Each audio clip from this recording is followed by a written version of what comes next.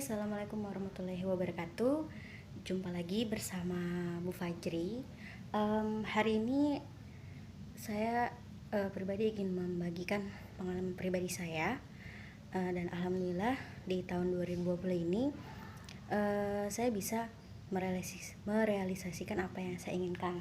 Alhamdulillah di tahun 2020 ini saya bisa menulis buku meskipun baru dalam bentuk antologi ya.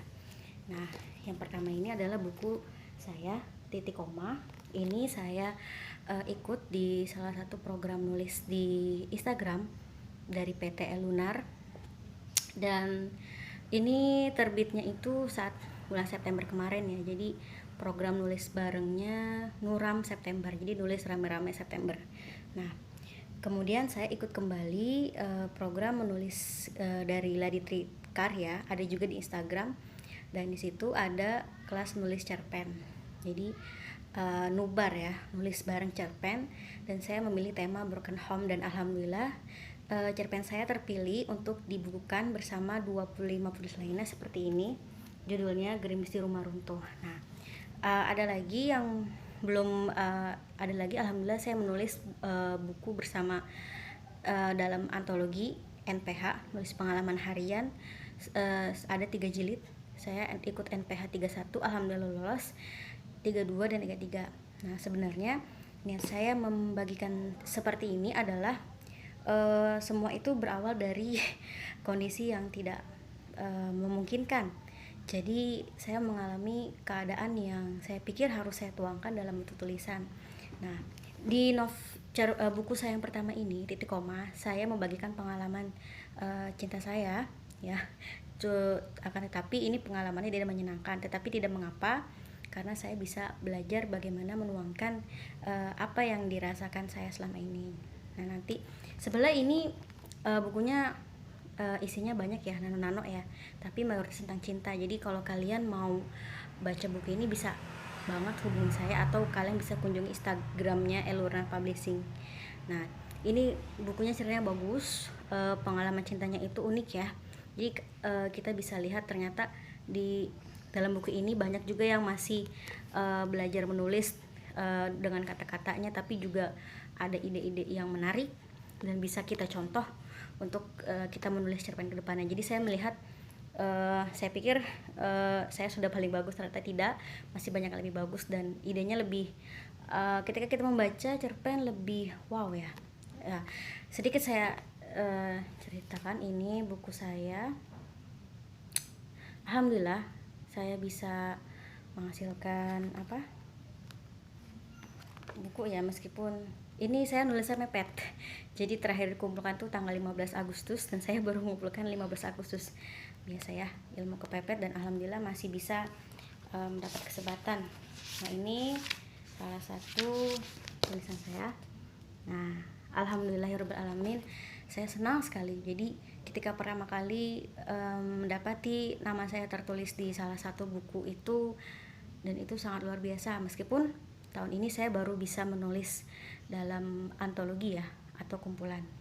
Dan cerita tentang ini adalah bagaimana saya melakukan perjuangan menanti seorang pangeran, seorang laki-laki yang insya Allah mungkin nanti akan Allah pilihkan untuk menjadi jodoh terbaik dalam hidup saya. Nah, singkat cerita, ada program yang saya bilang tadi, Nubar Laditri Karya, saya ikut, saya coba, ternyata saya lolos, terisa saya, dan sini Gerimis di Rumah Runtuh. Di sini ceritanya tentang di dunia ini banyak sekali orang yang memiliki pengalaman broken home ya, yang bisa saya temukan di sini. Di bagian awal itu dikupas tentang bagaimana seseorang itu bagaimana seorang ibu yang broken home anaknya, dan ibunya itu bercerai dengan ayahnya. Jadi ibunya sibuk kerja sehingga anaknya ditelantarkan. Nah, kalau cerita saya, kebetulan saya seorang guru dan saya punya pengalaman yang tentunya tidak jauh ya, karena banyak orang-orang siswa saya yang memiliki pengalaman broken home, dan saya bisa melihat anak-anak yang memiliki latar belakang broken home itu biasanya mempunyai sikap di luar siswa biasanya, misalnya dari segi perhatian, dari segi bicara, perilaku dan sebagainya. Di sini saya kalian bisa baca nanti, ini judul tulisan saya, Mencari Asa di Semak Belukar ya.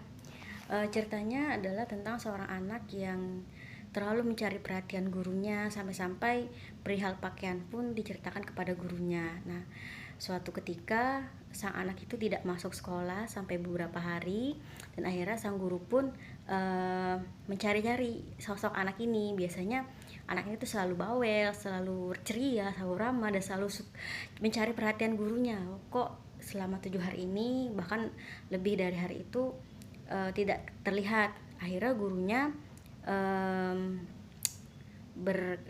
mempunyai ide untuk mengunjungi rumahnya. Nah, ternyata ketika sampai di rumahnya, sang guru tersebut terkejut ketika mendapati rumahnya itu begitu kecil dan terletak di sudut gang ya. Bahkan kalau dipikir-pikir itu mungkin nggak ada rumah, nggak ada kehidupan. Nah, ternyata ketika dibuka pintunya hanya ada seorang kakak perempuan, dan kakak perempuan itu ialah yang menjadi tulang punggung dalam keluarga itu. Jadi sang guru itu mengingatkan, pada mulanya tidak bermaksud mencampuri urusan keluarga anak murid tersebut, tetapi pada mulanya sang guru tersebut, karena kebetulan juga wali kelas, memberitahukan kalau si anak ini atau adiknya sudah tidak masuk sekolah, sudah lebih 7 hari, dan bisa terancam tidak naik kelas kalau alfanya terlalu banyak. Dan ternyata sang kakak tidak tahu kalau adiknya tidak ke sekolah.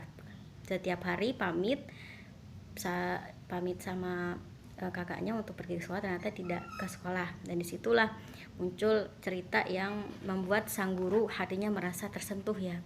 Pantas saja selama ini sang anak murid tersebut selalu mencari perhatian dia, karena memang dia kurang mendapat kasih sayang orang tuanya. Jadi kalau dipikir-pikir, dia itu anak bontot, tapi kakaknya sudah lelah bekerja, cari uang pontang-panting. Ayahnya tidak peduli, malah mementingkan kehidupan pribadi dengan wanita yang baru. Dan ibunya pun juga sama, ibunya justru meninggalkan mereka bertiga. Jadi mereka 3 bersaudara dan pergi dengan lelaki lain. Dan ini miris bagi hati sang guru.